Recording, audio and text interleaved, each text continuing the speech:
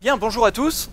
Merci d'être encore là. Il est 4 heures, il n'y a plus que cette session-ci, et puis la keynote de clôture. Donc 2 sessions et puis le cocktail. C'est ça qu'il faut retenir. Le cocktail est dans 1 heure et demie. Dans cette session, nous allons parler du poste de travail dans le cloud, ce qui est un peu différent de ce dont on parle d'habitude. D'habitude, on parle du serveur, de C2, des réseaux, on parle de serverless, de base de données, d'infrastructure serveur. Ici, on va prendre le contre-pied, on va parler du poste de travail, le vieux PC IBM qu'on avait sur son bureau dans quelques années. Pourquoi lui aussi ne pourrait pas être dans le cloud et quels sont les différents services et technologies que vous pouvez utiliser pour amener des applications à vos utilisateurs, quels sont les bénéfices dont vous et vos utilisateurs pourront bénéficier en mettant le poste de travail dans le cloud. Je m'appelle Sébastien Stormack, je suis Technical Evangelist ou Developer Advocate pour AWS ici en France. Donc mon métier c'est de parler à des développeurs, parler avec des développeurs des différentes technologies, services et produits d'AWS, soit dans des conférences comme aujourd'hui, soit en ligne sur YouTube, sur Twitter. Vous pouvez me retrouver sur Sebsto, S-E-B-S-T-O. N'hésitez pas à donner du feedback d'ailleurs sur ce talk ou sur le summit en général. C'est en écoutant votre feedback qu'on l'améliore d'année en année, donc votre feedback est très très important pour nous. Aujourd'hui, on va parler de 4 services bien différents, qui ne sont pas les services les plus connus d'AWS, c'est Workspace, AppStream, WorkLink et WorkDoc. Et on va aller un peu plus en détail dans chacun de ces services, sur le pourquoi et le comment. Et j'aurai aussi le plaisir d'être accompagné sur scène d'ici quelques minutes par Frédéric Champagne, qui travaille chez Veolia. Et Veolia vous fera part de son retour d'expérience d'adoption d'un de ce service, pourquoi ils l'ont fait, comment ils l'ont fait, et quels en sont les bénéfices pour leurs clients, enfin pour leurs utilisateurs, qui sont les clients de l'informatique de Veolia. Et avoir quelques-uns de ces retours d'expérience et de ces sentiments. Merci Frédéric de témoigner aujourd'hui. Mais avant ça, oui, bien sûr, Veolia, le slide habituel dans toutes les présentations AWS. On a beaucoup de clients qui utilisent le desktop dans le cloud. Je donnerai quelques exemples tout à l'heure. J'ai essayé de prendre des exemples européens ou français. On va parler d'Endemol, je parlerai de Pfizer un peu, d'Asso System, et vous voyez d'autres noms là sur le slide également, dans plein d'industries différentes, que ce soit dans l'industrie, dans la pharmaceutique, dans l'informatique évidemment, dans le financier, l'édition de logiciels. Ce sont tous des use cases qui ont beaucoup de sens pour ce dont nous allons parler. Et ce dont on va parler, c'est cette dichotomie, c'est ce problème que vous avez aujourd'hui quand vous êtes dans un département informatique, où d'un côté, vous avez vos utilisateurs qui disent « Je veux pouvoir travailler depuis n'importe où, avec n'importe quel device et n'importe quand, je veux pouvoir utiliser mon iPhone à moi, j'ai pas envie d'installer tous vos trucs sur mon laptop, machin, je veux pas utiliser un laptop de société, je veux pouvoir l'utiliser dans un aéroport ou un dimanche matin. » Et puis de l'autre côté, il y a vous qui dites « Oui, mais nous on a des compliance, on a des règles, on a nos données d'entreprise, on a notre réseau, et on ne peut pas ouvrir et donner tout accès à n'importe quoi et n'importe qui. » Donc c'est vraiment deux tendances que vous connaissez, je vois les sourires sur certains visages, entre les utilisateurs qui en demandent plus tout le temps et les départements informatiques qui essayent de contrôler, de verrouiller. Et le monde du travail change. Quand on pose la question à des employés, à des collaborateurs, 65% disent qu'ils sont plus productifs quand ils peuvent être flexibles pour aller chercher les enfants à l'école, pour avoir une visite chez le médecin. C'est le genre de choses dont on attend aujourd'hui dans le monde du travail. La plupart d'entre vous ont travaillé à distance l'année passée. Moi, je travaille tout le temps à distance. Et puis, il y a de plus en plus d'emplois à la tâche. J'ai essayé de traduire gig economy, je n'y suis pas arrivé. La gig economy, c'est cette économie aujourd'hui où on paye les gens plutôt à la tâche. Pensez aux livreurs Deliveroo, pensez à Uber et ce genre de société, avec beaucoup de force de travail, extrêmement mobile, et qui rentrent en relation avec votre entreprise ou qui quittent la relation avec votre entreprise extrêmement rapidement. Ça se fait en quelques clics souvent dans une application. Il n'y a pas toujours malheureusement de contrat en bonne et due forme. Les entreprises sont de plus en plus jeunes également. Si on regarde la moyenne d'âge des entreprises de Fortune 500, donc les 500 plus grandes sociétés américaines, c'est 20 ans. C'est à peu près Amazon, peu de choses près. Je n'ai pas le chiffre exact pour Amazon, mais c'est dans ces eaux-là. C'est un grand adolescent, c'est un jeune adulte. 5 trillions, donc 5 000 milliards de dollars, c'est le budget de l'année passée des fusions-acquisitions. pourquoi les fusions-acquisitions c'est important pour ce dont on parle aussi, c'est que vous travaillez dans un département informatique, vous avez vos process en place, vos applications, et tout d'un coup, bam, on vous balance, tiens, on vient d'acheter telle société, vous devez intégrer quasiment du jour au lendemain un autre groupe informatique avec d'autres applications, d'autres standards, etc. Donc avoir plus de flexibilité sur votre poste de travail aide aussi en cas de fusion-acquisition. Puis la sécurité, malheureusement, vous savez bien, les risques augmentent, de plus en plus de vols de données, on estime à 4,5 milliards d'enregistrements de données qui ont été volés l'année passée. La plupart des incidents sont dus à un accès non contrôlé à un poste de travail.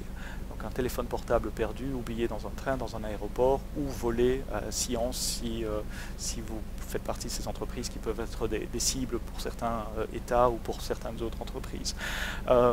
On estime à presque 4 millions de dollars le coût moyen d'un incident de sécurité. Un seul incident de sécurité. Et ça, c'est sans même compter les coûts non monétaires. Le coût de réputation, par exemple. Vous n'avez pas envie d'être à la une d'un grand quotidien national ou du journal de 20 heures en disant telle société a perdu X millions de données de leurs clients. Comme ça arrive quasiment toutes les semaines. Enfin, moi, je regarde ce genre de news et je suis certain que vous en faites autant. Il ne se passe pas une semaine sans qu'on découvre une nouvelle data breach. Et en même temps, les organisations adoptent le cloud de plus en plus, c'est pour ça que vous êtes là aujourd'hui et nous vous en remercions. Et pensent qu'un poste de travail dans le cloud a de plus en plus de sens. Là où on y réfléchissait pas nécessairement il y a 5 ans ou il y a 10 ans, ça devient de plus en plus une évidence aujourd'hui. Les réseaux aident beaucoup. C'est assez facile d'avoir un réseau de bonne qualité à faible latence, en tout cas ici, et dans la plupart des pays en Amérique du Nord et en Europe de l'Ouest. Donc la technologie est là. Et de l'autre côté, comme je vous l'avais dit, ça ce sont vos challenges, ça c'est ce que vous nous dites quand on vous parle autour d'un café là. C'est je dois gérer mes coûts, je dois augmenter ma sécurité, c'est de plus en plus difficile de gérer mon parc d'applications, mes utilisateurs veulent venir avec tel appareil, et moi je veux pas, je veux contrôler le poste de travail et fournir la même expérience utilisateur à tout le monde, et souvent c'est pas possible, ça casse d'une manière ou d'une autre. Une anecdote qui nous est arrivée à nous chez Amazon il y a 3 ou 4 ans, on ne pouvait pas se connecter sur le serveur de mail si on avait un appareil Android, parce que notre solution de MDM, de Device Management, n'était pas prêt, enfin j'ai pas tous les détails techniques, mais globalement il y avait un risque sécurité, et donc ils ont préféré bloquer l'accès mobile au mail pour Android, ce qui a causé pas mal de friction pour tous les gens qui avaient un téléphone Android et qui du jour au lendemain n'ont plus accès à leur mail. Donc comment réconcilier les deux ? La flexibilité demandée par les salariés et le contrôle et le besoin de sécurité demandé par les entreprises. Eh bien, vous êtes à l'AWS Summit, donc vous n'attendez pas une autre réponse que le cloud et de mettre le poste de travail dans le cloud. Pourquoi est-ce que ça permet de réconcilier? Parce que justement, à partir du moment où le poste de travail est dématérialisé, il est dans le cloud, on peut accéder à son poste de travail à partir d'un ensemble d'appareils très différents. Ça peut être une tablette, un téléphone portable, ça peut être un appareil contrôlé par la société, par l'IT, ou ça peut être l'appareil apporté par l'utilisateur lui-même. Je peux me déconnecter un moment, me reconnecter, je retrouverai mes applications dans le même état. C'est quelque chose que j'ai travaillé chez Sun Microsystems il y a très longtemps. On avait des stations de travail, on appelait ça des sonneries. On se branchait avec une carte à puce et je recevais sur un display la visualisation d'applications qui tournaient sur le serveur, et je pouvais quitter mon bureau à Bruxelles, j'étais à l'époque, aller à Sao Paulo, pas à Sao Paulo, en Californie, et mettre ma carte en Californie. Ça prenait un peu de temps, mais je retrouvais mon desktop exactement de la même façon. Maintenant on peut faire la même chose, mais avec son portable, son téléphone portable ou sa tablette. Ça marche aussi avec Windows, à l'époque ce n'était pas le cas. Ça marche pour des petites organisations, ça marche pour des très grandes organisations. C'est assez facile et assez flexible pour distribuer des nouvelles applications, et surtout ça permet de contrôler la sécurité des données, puisque les données restent dans le cloud, restent sur un réseau peut-être VPC que vous avez défini. Les données ne sont plus sur le poste client. Quand je me connecte avec ce portable à mon desktop Windows dans le cloud AWS, il n'y a aucune donnée, ce n'est que de l'image qui arrive sur mon poste client. Quelles sont les solutions pour arriver à mettre tout ça en place? Il y a 4 solutions dont j'aimerais bien parler aujourd'hui. La première s'appelle Amazon Workspace. Et Amazon Workspace permet de mettre à disposition de vos utilisateurs, de vos collaborateurs, un poste de travail complet dans le cloud. Donc là, je parle vraiment d'une machine EC2, si vous venez du monde de l'infrastructure, vous savez ce que c'est EC2, qui fonctionne dans le cloud AWS, avec Windows ou avec Linux, vous choisissez, et on donne à votre utilisateur, à votre collaborateur, un poste de travail complet. C'est ce qu'on utilise, nous, la plupart du temps. Je peux me connecter, je m'authentifie avec mon username password Active Directory, peut-être un multifactor authentication, donc on a un token pour entrer un code, et à partir de là, je reçois une image de mon desktop, exactement comme je l'avais laissé depuis un autre device ou d'une autre session. Je retrouve mes applications ouvertes, je retrouve la souris exactement au même endroit. Pourquoi? Parce que tout ça fonctionne dans le cloud et nous communiquons avec un protocole qui s'appelle PC over IP, l'image de ce desktop et les clics de souris ou les clics de clavier entre les deux. Le son passe aussi, la vidéo passe également. Chaque utilisateur a sa machine et donc on peut commencer petit avec 3 utilisateurs aujourd'hui, 3 virtual machines et grimper à des milliers de collaborateurs si vous avez besoin de milliers de collaborateurs. Vous connaissez l'élasticité du cloud, c'est quelque chose dont on parle depuis plus de 10 ans sur AWS. On applique l'élasticité au poste de travail également. Quels sont les cas d'utilisation d'Amazon Workspace? Les applications sensibles. J'ai beaucoup travaillé à Luxembourg aussi. Je me souviens qu'il y a quelques années, un employé mal intentionné avait mis une clé USB dans un desktop et avait téléchargé un fichier client de client belge et avait été frappé à la porte du fisc belge pour dire, vous savez, tous ces gens-là, ils ont un compte à Luxembourg. Le fisc belge a été ravi, la banque l'était beaucoup moins. Ce sont des choses qui ne sont pas possibles quand les postes de travail sont dans le cloud. Donc, sécurité et compliance. Les travailleurs temporaires, beaucoup de sociétés engagent des travailleurs temporaires à la tâche, j'en ai parlé, je donnerai un exemple tout à l'heure également.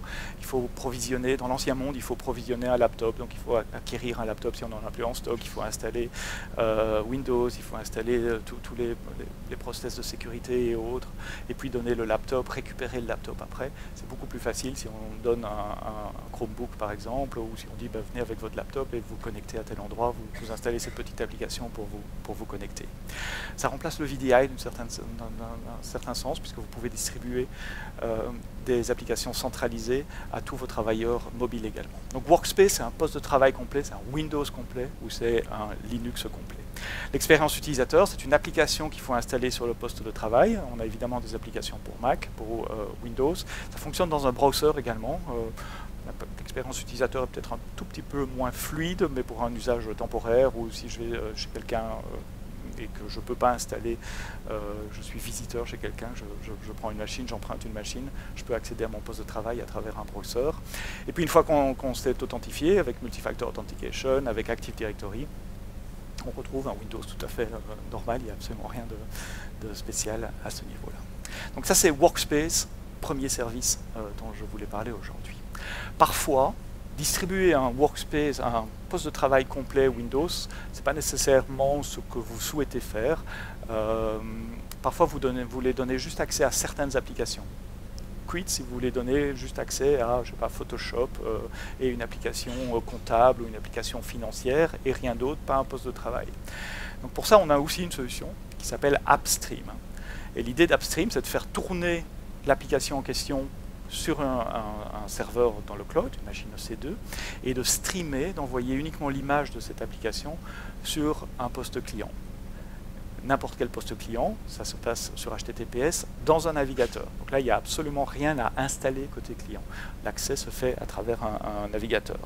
Donc ça s'intègre à vos applications existantes, si vos applications tournent déjà dans le cloud ou si elles peuvent accéder à travers un VPC Direct Connect à des ressources qui fonctionnent on-premises. Ça scale également, parce qu'on peut créer plusieurs instances et si on peut partir avec 2-3 applications, 2-3 utilisateurs et puis grandir avec des dizaines, des centaines de collaborateurs qui se connectent à la même application. Et c'est bien pour la sécurité aussi, puisqu'il n'y a absolument aucune donnée qui est partagée là. Là, on ne peut pas faire une sauvegarde en local, c'est pas possible, puisque ce n'est qu'une image de l'application qui est envoyée et les clics de souris qui sont envoyés de l'autre côté. Quels sont les cas typiques de AppStream? Un cas d'usage, je vais aller de droite à gauche, c'est dans le monde de l'éducation. J'ai travaillé pour AWS Training avant de faire ce job-là. On avait besoin de mettre des labs, des environnements de labs à disposition. C'est quelque chose qui pourrait très bien se faire avec AppStream. Imaginez que vous alliez suivre un cours, je vais prendre un exemple vraiment simple, un cours de Word et d'Excel. On ne va pas vous demander d'installer Word et Excel sur votre laptop, on va vous donner une URL où vous pouvez vous connecter et vous aurez Word et Excel qui tournent dans un browser, enfin qui tournent monte dans un browser, qui s'affiche dans un browser et qui tourne sur une instance dans le cloud. Les vendeurs tiers, vous êtes un éditeur de logiciels et vous souhaitez donner des versions démo de vos applications. Si l'installation se passe mal, la vente elle est ratée. Et l'installation elle peut mal se passer pour 15 000 raisons différentes. Donc vous ne voulez pas prendre ce risque-là. Plutôt que de donner des packages à télécharger pour installer pour des versions d'évaluation, vous les faites tourner dans le cloud et vous streamez l'application sur les postes clients. Même chose pour le 4CAM, conception assistée par ordinateur, design assisté par ordinateur. Souvent ces applications, je travaille avec Goodyear par exemple, ou je pense à Dassault Systèmes ici en France qui utilise Upstream, j'en reparlerai tout à l'heure. Ces applications ont besoin de cartes graphiques très solides avec des GPU pour faire tourner des modèles en 3D sur l'écran, etc. Donc on ne peut pas faire tourner ces applications sur n'importe quel PC, n'importe quel laptop. Je ne parle même pas de Mac Linux, là il y a vraiment une question de hardware. Vous pouvez donner le hardware dont ces applications ont besoin dans le cloud et simplement streamer le contenu dans un navigateur, et donc ça permet de faire du 4CAM dans un navigateur à partir de Chromebook sans avoir des cartes graphiques extrêmement puissantes. Dernier cas d'usage d'Upstream, ce sont les applications métiers. Vous avez une série d'applications métiers, du legacy sous Windows, des applications financières ou autres, et vous voulez donner accès contrôlé, sécurisé à vos collaborateurs à ces applications métiers. Upstream est un bon cas d'usage pour cela. Et c'est exactement l'usage dont Veolia fait d'Upstream. Et pour vous parler de ce que Veolia fait avec Upstream, j'ai le plaisir d'accueillir Frédéric Champagne, qui est expert cloud chez Veolia. Merci Frédéric. Merci Sébastien. Bonjour à tous. Donc, Frédéric Champagne, expert cloud. Ça fait maintenant 12 ans que je travaille chez Veolia. Alors je vais faire une petite précision parce qu'il y a beaucoup de gens de Veolia aujourd'hui dans la salle. Moi j'interviens sur le périmètre Corp et pas sur les autres BU. Donc je vais juste me permettre un petit rappel sur ce qu'est Veolia et ce que nous faisons. Aujourd'hui Veolia c'est à peu près 171 000 personnes réparties dans le monde pour un chiffre d'affaires avoisinant les 26 milliards d'euros. Aujourd'hui, notre cœur de métier se situe sur 3 activités principales: l'eau, le recyclage des déchets et l'énergie. Pour donner un ordre d'idée, aujourd'hui, nous délivrons de l'eau potable à environ 100 millions de personnes dans le monde. On recycle à peu près 50 millions de tonnes de déchets par an et on exploite des réseaux de chauffage et d'énergie dans environ 560 villes du monde. Pour comprendre pourquoi Veolia a choisi Upstream aujourd'hui, il faut se remettre environ 3 ans en arrière quand on a débuté notre transformation digitale. En fait, cette transformation digitale a été portée par 3 gros projets. Le premier, le Move to Cloud, ou comment accompagner nos BU et nos utilisateurs à aller dans le cloud. Le deuxième, le Data for Business, ou comment redévelopper nos applications, nos vieilles applications avec les nouvelles technologies comme le machine learning ou l'IoT. Et enfin, le dernier, comme vous pouvez le voir sur la petite tasse, le projet SATAWAD pour Secure Anytime, Anywhere, Any Device. L'un des buts principaux justement de ce projet-là était de pouvoir fournir l'environnement de travail de l'utilisateur sur n'importe quel device, et notamment Chromebook. Aujourd'hui, il faut savoir que chez Veolia, nous n'utilisons plus de laptop classique, enfin, pour la partie corp, hein, bien évidemment. Nous avons tous aujourd'hui des Chromebooks comme poste de travail. L'un des challenges, c'était de pouvoir faire tourner toutes nos applications telles que SAP, faire tourner les clients lourds SAP, des choses malheureusement comme Excel, Word sur ces Chromebooks. Donc bien évidemment, comme tout projet chez Veolia, et je pense chez vous c'est la même chose, nous avons débuté par un POC pour vérifier que tous nos prérequis et tout ce que nous demandaient les différents services de Veolia pouvaient tourner sur ce service Upstream. La première des choses, et l'une des principales, c'était de pouvoir interconnecter l'accès à Upstream via notre annuaire groupe, Google en l'occurrence, via du SSO. Aujourd'hui, tous nos utilisateurs sont managés sur Gmail. Et nous devions impérativement connecter Upstream sur cette solution. La deuxième chose, il faut savoir que Veolia a complètement arrêté ses filers. En fait, on n'a plus de serveur de fichiers. Tous nos fichiers ont été transférés sur des drives, sur des team drives. Donc c'était de pouvoir utiliser ces serveurs, enfin ce team drive et ces drives depuis Upstream. La troisième chose, c'était sécuriser l'accès au stack. Il faut savoir que nous avons environ 55 stacks aujourd'hui. Il fallait que chaque utilisateur spécifié ait accès à une stack et une stack unique. Je reviendrai après sur ce que nous définissons comme stack. Et enfin, j'ai perdu le fil. Et bien évidemment, oui, faire tourner notre principal souci était de faire tourner notre ERP, donc basé sur SAP, et de faire tourner le client lourd sur un Chromebook, ce qui n'est pas forcément évident au premier abord.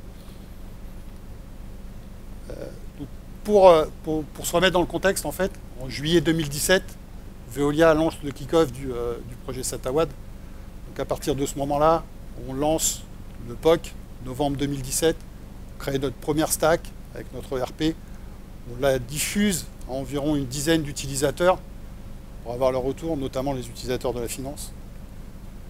On crée en parallèle une stack Office qu'on diffuse à d'autres services à l'intérieur pour avoir également leur ressenti et valider que le drive et l'accès aux fichiers fonctionnent correctement. Donc à la fin de ce POC, nous sommes rassurés sur l'utilisation d'Upstream et nous savons que nous avons fait le bon choix, étant donné que ces deux premières stacks, le retour utilisateur semble plutôt correct, et plus que correct. Donc, dans la foulée, février, nous continuons le déroulé du projet SATAWAD. Nous commençons par créer les premières stacks pour nos départements R&D, des applications métiers développées en interne, qui étaient impossibles de redévelopper. Donc nous avons continué à les faire, à essayer de les upstreamer et les upstreamer.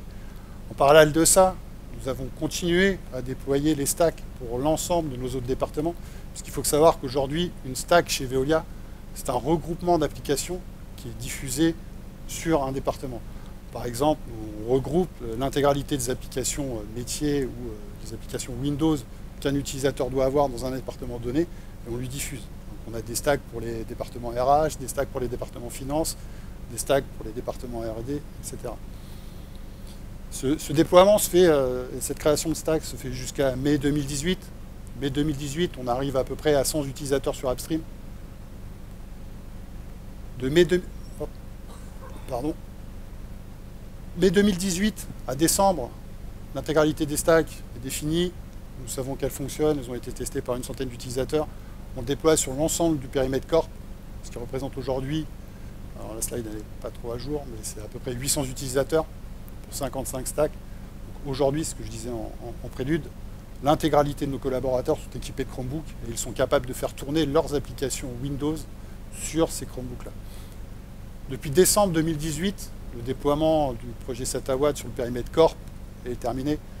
Aujourd'hui, nous continuons ce projet-là, ce projet de déploiement, mais à l'international.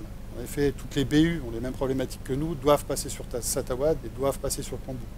Donc aujourd'hui, nous les accompagnons dans ce déploiement. Maintenant, étant donné que nous avons l'expérience et à peu près terminé notre projet sur notre périmètre, nous travaillons principalement sur 3 axes. Le premier, le packaging du produit. Aujourd'hui, chez Veolia, on a une marketplace interne dans laquelle vous pouvez trouver des produits comme Upstream, comme TVT, tout ce genre de choses. Vous pouvez souscrire à ces produits-là et la Corp vous délivre des packages. Donc, en fait, c'est ce que nous sommes en train de faire avec Upstream. Dans ce package, vous avez des tutos vidéo sur comment utiliser, comment déployer la solution, par exemple, des guides utilisateurs, ce qu'il ne faut pas croire, mais ce n'est pas forcément intuitif au premier abord pour l'utilisateur d'utiliser Upstream. Ça change un petit peu ses façons de travailler quand même. Vous avez des templates de déploiement à l'intention des administrateurs, parce que vous pouvez déployer Upstream via la console AWS. C'est pas un souci, mais c'est quand même assez réverbératif et assez long. Donc on essaye de packager tout ça et d'automatiser pour gagner du temps. Justement, le deuxième point sur lequel nous sommes en train de travailler, c'est sur la création de templates CloudFormation. Alors je ne sais pas si les gens ici connaissent CloudFormation. En fait, c'est un outil fourni par AWS qui permet d'automatiser absolument toute la chaîne. Donc aujourd'hui, sur ces templates-là, nous sommes capables de créer les stacks, nous sommes capables de créer les flottes, de mettre du scaling sur ces flottes-là, de dire, voilà, de telle heure à telle heure, je veux 10 machines, de telle heure à telle heure, j'en veux 200, et puis la nuit, maintenant, j'en veux 0. Donc tous ces templates-là, on est en train de les automatiser, car si vous ne le faites pas, en fait, finalement, il faut passer par d'autres méthodes AWS, comme par exemple la CLI, ou ce genre de choses. Aujourd'hui, nous sommes arrivés à un package complet que nous arrivons à distribuer à nos BU. Comme bien évidemment les BU ont des besoins différents de nous, on essaie de les adapter. Et enfin, la dernière chose sur laquelle nous sommes en train de travailler, c'est l'assistance aux BU. Aujourd'hui, sur le périmètre Corp, nous avons été les premiers à déployer, nous avons acquis énormément de compétences et de savoir-faire sur la solution Upstream, sur toutes les problématiques que vous pouvez trouver quand vous installez un produit Windows. Tout ça, nous l'avons subi. Donc aujourd'hui, ce que nous faisons, c'est que nous délivrons notre savoir et comment on a fait, comment on a répondu aux problématiques à nos BU. Donc voilà, alors je finirai juste sur, en une petite phrase, peut-être même deux. Je pense qu'Upstream aujourd'hui, dans le projet SATAWAD, a été un énorme levier pour accélérer cette transformation et de pouvoir faire passer notre BU Corp sur Chromebook. Je pense que sans des produits comme ça, on n'y serait pas encore aujourd'hui. Voilà.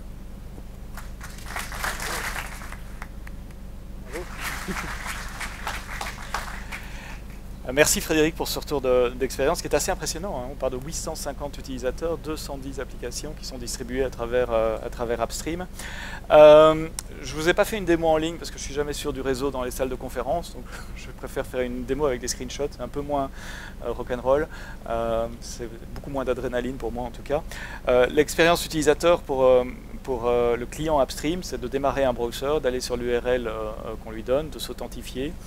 S'il a la possibilité d'avoir plusieurs applications, il va voir les icônes de ces applications, il clique sur une application et puis l'application démarre. Ici c'est un Firefox qui tourne sur un Linux, c'est pour ça que l'habillage de la fenêtre est un peu différent de ce que vous voyez d'habitude sur Windows. Enfin on pourrait avoir un habillage Windows sur un serveur Windows également. Firefox qui tourne dont l'affichage se fait dans mon browser. Plus intéressant pour vous, c'est comment on gère des stacks. Donc un stack, c'est un ensemble d'applications qu'on veut déployer pour un certain nombre d'utilisateurs. On définit les besoins de stockage. Frédéric a parlé de l'accès à G-Drive, par exemple. Le branding de la fenêtre de login, si vous voulez mettre votre logo et customiser un tout petit peu la fenêtre de login. Vous définissez également vos flottes. Les flottes, ce sont les instances EC2 où ces applications vont tourner. Donc vous pouvez choisir différents types d'instances en fonction des besoins d'application. En parlant avec Frédéric en préparant ce talk, il parlait de Photoshop qui a besoin de plus de mémoire et donc il y a des flottes différentes pour pouvoir servir du Photoshop avec des plus gros CPU et plus de mémoire aux utilisateurs. Mais ça, globalement, c'est du classique C2. Hein. Donc ce sont des instances C2 telles que vous les connaissez. Vous définissez le réseau où ces instances doivent fonctionner, les subnets, ce qui vous permet ou non de vous reconnecter sur votre infrastructure on-prem par exemple. Et vous définissez également les scaling policies, comment vous souhaitez que cette flotte grandisse avec l'usage. Définissez les EMI, donc les images operating system qui sont installées sur cette flotte, et les images définissent les applications qui seront disponibles. Et puis vous définissez vos user pools. Alors ici c'était pour une démo, j'ai juste créé un utilisateur à la main dans la console. Évidemment, c'est pas ce qu'il faut faire à grande échelle. À grande échelle, vous allez sur l'onglet suivant, duquel je n'ai pas pris de screenshot, mais configurer des directories d'entreprise, votre Active Directory ou le single sign-on que vous avez avec Google. Voilà pour Upstream. Donc si vous vous souvenez, j'ai parlé de Workspace, on distribue un desktop complet Windows ou Linux. On vient de parler assez en détail d'Upstream où on distribue application par application. Le petit nouveau dans la famille s'appelle WorkLink. WorkLink a été introduit à re:Invent l'année passée. Donc re:Invent, c'est la grande conférence utilisateur à Las Vegas en fin d'année, en novembre. Et WorkLink est un nouveau service qui est disponible aujourd'hui, vous pouvez l'utiliser, qui permet de répondre à un besoin un tout petit peu différent. Le problème des clients là, c'est de dire, voilà, j'ai cet ensemble d'applications web, certaines legacy, mais internes. Vous pouvez avoir des wikis, des Jira, des systèmes de ticketing, des applications comptables web internes sur votre réseau interne, et vous souhaitez distribuer, ouvrir l'accès à ces applications à partir de à peu près n'importe quel poste de travail, surtout des postes de travail mobiles. Je voudrais sur la route pouvoir rapidement consulter un wiki, rapidement consulter un Jira. Si vous ne connaissez pas Jira, c'est un système de ticketing, de bug tracking pour suivre des évolutions sur des bugs ou des choses à changer, en tout cas pas nécessairement des bugs, des changements. Software, un système de gestion de changement. Comment est-ce qu'on peut faire ça en assurant la sécurité et tout ce dont on a parlé avant? Et WorkLink permet de faire ça de deux façons. La première, c'est que WorkLink va créer une gateway VPN dans le cloud, et le client va installer un client sur son téléphone portable, Android ou iOS, ou sur sa tablette, qui va automatiquement ouvrir à la demande un tunnel VPN quand le client essaye d'accéder à un des noms de domaine que vous avez prédéfinis. Donc si j'essaye d'aller sur je sais pas, core.amazon.com, qui n'existe pas, je l'imagine, core.amazon.com, automatiquement, mon client va activer un VPN qui permettra de créer un tunnel sécurisé entre mon client et le serveur. La deuxième chose que Worklink va faire, c'est de ne pas amener l'HTML et le JavaScript évidemment sur le poste client, parce que ça posera un problème de sécurité, souvenez-vous de tout ce que je vous ai dit avant. Donc on va faire un rendu de la page web dans le cloud, dans votre cloud sécurisé, et juste envoyer de nouveau une image, ici on utilise SVG, une image vectorielle sur le poste client. Et donc vous devez utiliser une application Worklink dédiée à installer sur Android ou sur iOS, qui va faire à la fois cette manipulation réseau, ouvrir le VPN, et à la fois faire l'affichage de ce qui a été rendu dans le cloud, de manière à ce qu'aucune donnée n'arrive sur le poste de vos clients. Donc quels sont les cas typiques d'utilisation de Worklink ? Gauche à droite, compliance évidemment, puisqu'il n'y a aucune donnée qui va être sur le poste client, toutes les données restent dans le serveur. Accès facile pour vos collaborateurs mobiles, pensez aux vendeurs, pensez aux gens qui sont sur la route tout le temps. Accès temporaire pour des externes, des contrats à durée déterminée, ou des consultants qui viennent travailler sur un projet donné ou une tâche donnée. Accès à toutes ces applications web dites legacy ou d'entreprise, les wikis, les Jira, les SAP, pour de la formation également, tout en autorisant vous, les gens de l'IT, à être le good guy auprès de vos collaborateurs.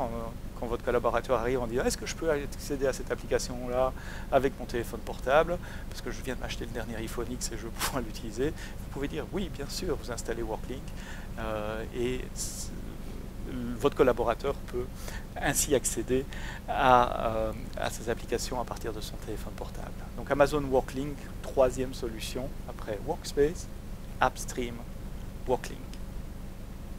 La dernière dont je voudrais parler, c'est WorkDoc.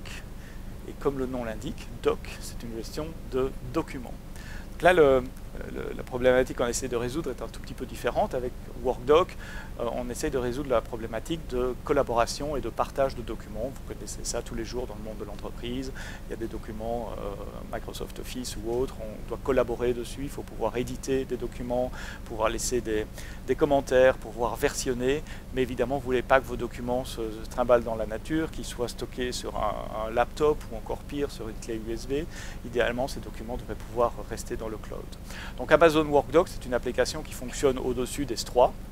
Toutes les qualités de stockage d'S3 que vous connaissez, les 11 nœuds de durabilité d'S3, la haute disponibilité d'S3, mais S3 habillé de telle façon à ce que monsieur et madame tout le monde, vous et moi, on puisse collaborer, on puisse utiliser S3 comme espace de stockage avec une interface web ou une interface mobile pour pouvoir collaborer sur ces documents.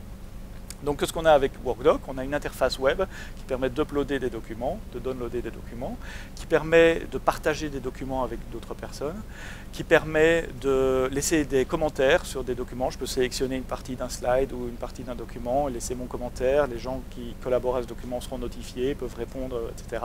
Et chaque fois qu'on va uploader une nouvelle version, évidemment, la version précédente sera gardée, donc il y a un système de versionning également dans WorkDoc. L'interface web, c'était bien au début, mais évidemment, ça ne suffit pas. Vous nous avez donné beaucoup de feedback, et donc on a amélioré WorkDoc avec le temps.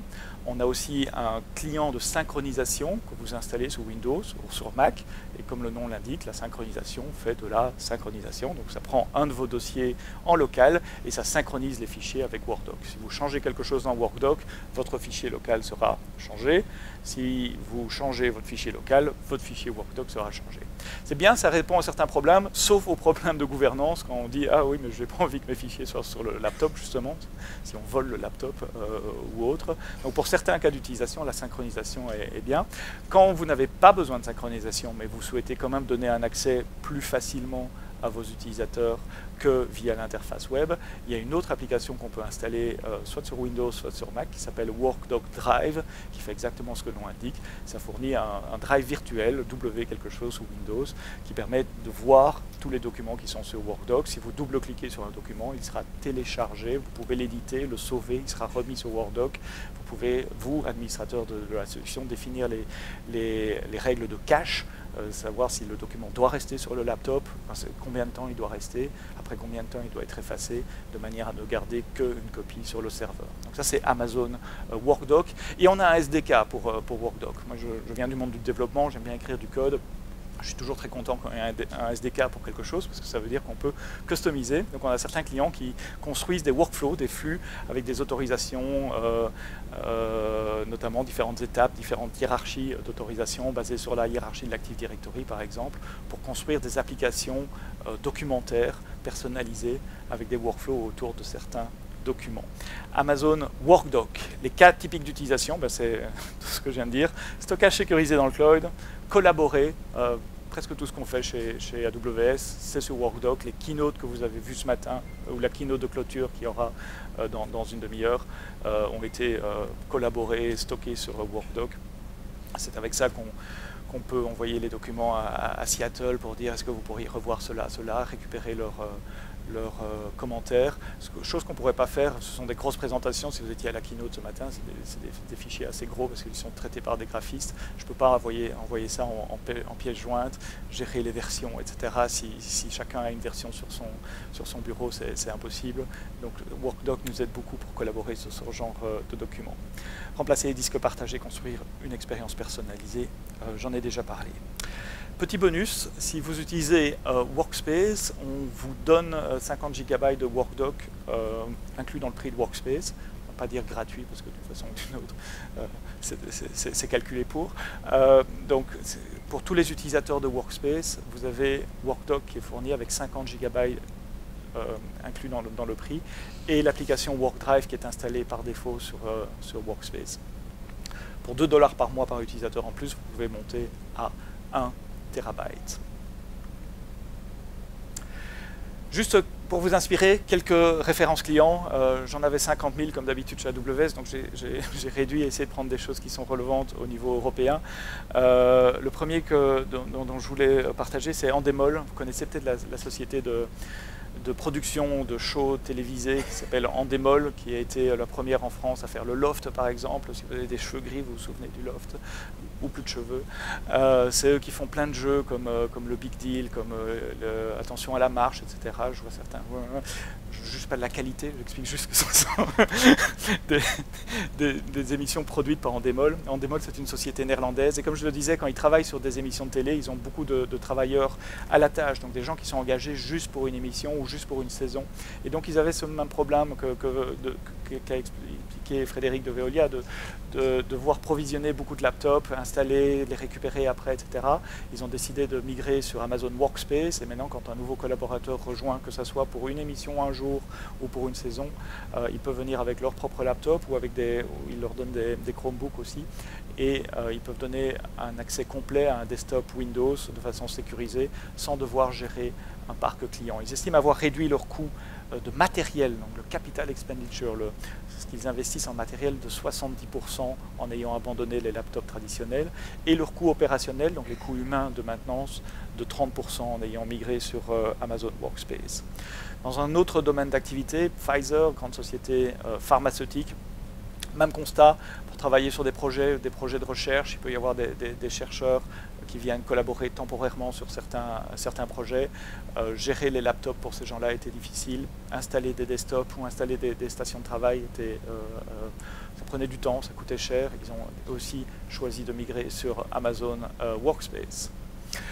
Plus près de nous, Dassault Systèmes, que vous connaissez probablement ici en France, un des volets d'activité de Dassault Systèmes, c'est un éditeur logiciel qui fait des logiciels de conception assistée par ordinateur, de CAD-CAM. J'ai parlé de ce cas d'usage tout à l'heure. Ce sont des logiciels qui ont besoin de cartes graphiques extrêmement puissantes, qui ne peuvent pas fonctionner sur n'importe quel PC, et Dassault Systèmes souhaitait pouvoir distribuer des versions de démonstration. Comme je l'ai dit tout à l'heure, si vous êtes incapable de télécharger le package à démontrer et l'installer sur ce que vous avez quand vous voulez faire l'évaluation de ce système-là. Si vous devez acheter du hardware, par exemple, il y a de bonnes chances que vous n'allez pas faire l'évaluation et vous allez vous tourner sur une autre solution, etc. Donc pour fluidifier tout ça et simplifier l'évaluation de leur logiciel, ils utilisent Appstream pour fournir des versions de démo de leur logiciel. Ça leur permet de faire tourner l'affichage de ces logiciels sur n'importe quel type de device, tout en contrôlant le hardware avec les GPU qu'il faut pour pouvoir faire tourner les logiciels. Donc si vous essayez SolidWorks par exemple, en allant sur mysolidworks.com, vous verrez Appstream fonctionner. Je vois des gens qui prennent leur téléphone portable, très bon réflexe. Essayez maintenant, faites mysolidworks.com. Voilà, c'était ce dont on voulait parler, Frédéric et moi. Je vous remercie pour votre attention. Dans quelques minutes, dans 20 minutes exactement, il y aura la keynote de clôture avec Julien Grouez et Stéphane Adinger. Laissez-nous un feedback. Dans quelques jours, vous allez recevoir, ou quelques heures peut-être, quelques jours au pire, un formulaire de feedback. Si vous remplissez ce formulaire de feedback, vous aurez accès aux slides et 25 $ de crédit AWS pour pouvoir tester tout ça sans devoir mettre votre carte de crédit sur votre compte AWS. Merci et bon après-midi.